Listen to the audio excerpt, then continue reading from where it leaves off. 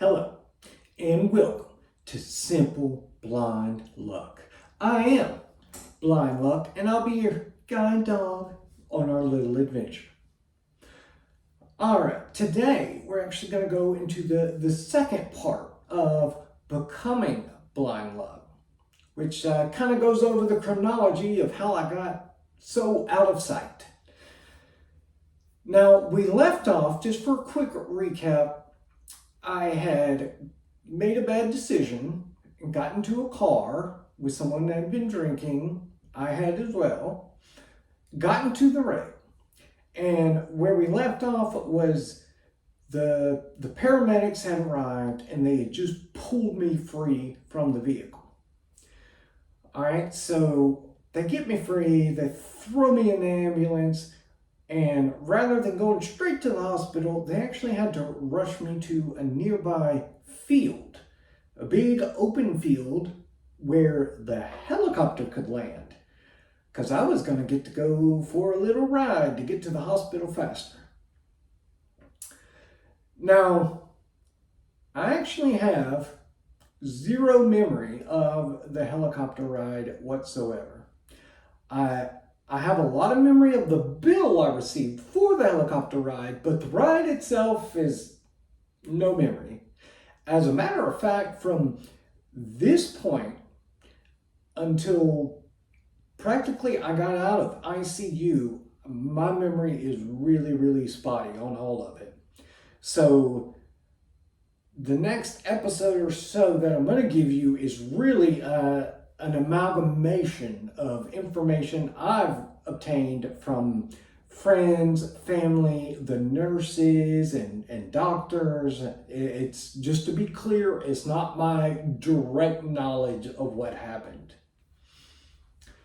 Okay, so got in the helicopter, flew me to the hospital. Now, once I got to the hospital, they kind of tried to get me somewhat stable, but they actually held off on doing the surgery, which I wasn't told this until many years later. And I was really surprised by that because I know I was in a really dire situation. And I had asked them, why in the world would they have held off? And they said they wanted to wait until at least one family member made it to the hospital, which I really didn't understand. And they said, well, it was for them to get a chance to say goodbye, because they just did not have a good outlook for my situation.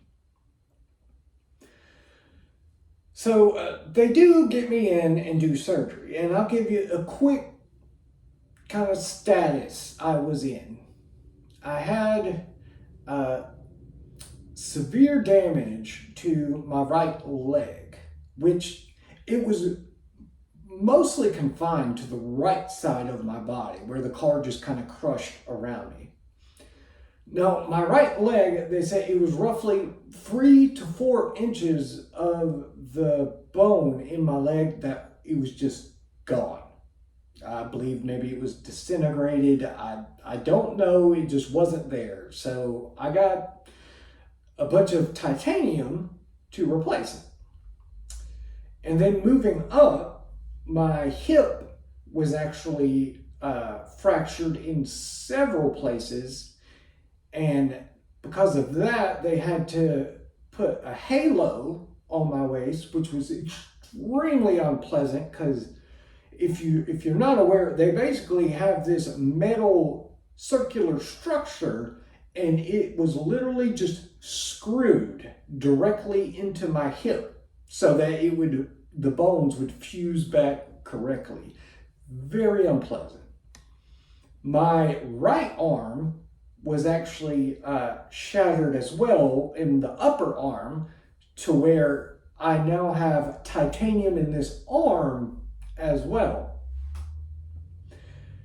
There was also a pretty substantial laceration in my groin area, and that was actually the cause of so much of my blood loss, to where I was about to bleed out.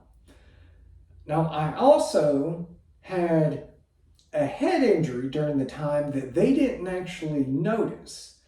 And the reason for this is it wasn't an obvious thing. It was actually caused from being flung around so violently in the car. My brain actually impacted with my skull. So it's not the kind of thing you could look at and easily identify that, oh, he's had head injury.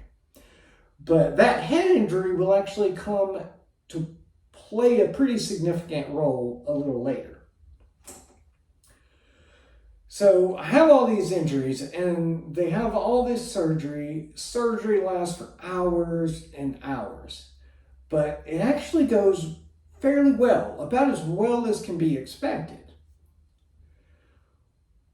Well, once I'm out of the surgery to where somebody can actually come back to visit, my mother is there, and apparently I was all excited and I just knew she was there to get me in the car to take me home.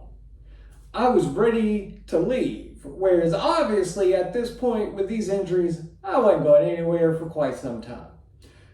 But it shows where my mind was at that moment. I was ready to get home.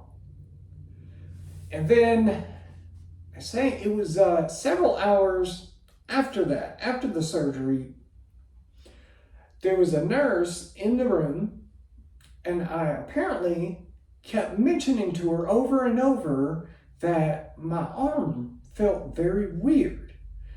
And she kept dismissing it, saying, well, the reason that arm feels weird to you is because you've got so many substantial injuries and you don't really have much there, and that's why. It feels normal, so it feels kind of odd because everything else is so damaged.